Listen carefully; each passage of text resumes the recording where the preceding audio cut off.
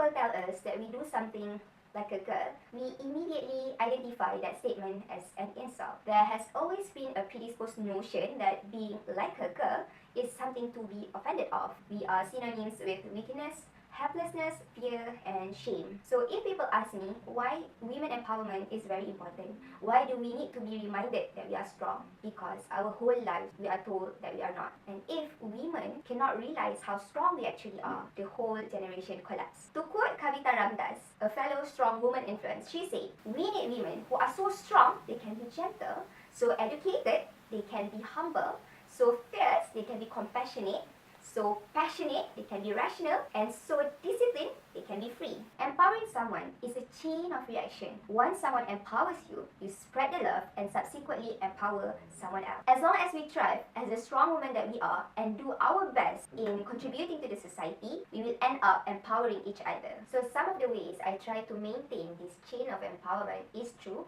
first, education, second, socio-economic development, third, spirituality, fourth, humanitarian aid, and fifth, advocacy.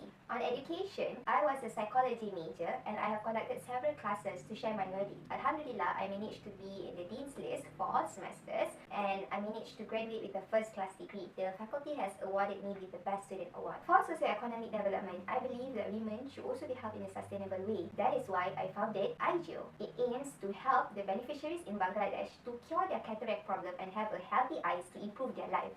Collaborating with Islamic Relief Malaysia and Bangladesh, Alhamdulillah, we managed to gain 40,000 ringgit to help the beneficiaries. For spirituality, I founded the Love Letters Project. It aims to fulfill the spirituality in us through the words of Allah SWT. It is a series of class learning the message of Quran in a structured theme. Alhamdulillah, many have found hope, guidance, and love because I believe that a strong foundation of spirituality will lead to inner peace and help women to lead their life in a more insightful way. I am also involved with humanitarian mission both locally and internationally.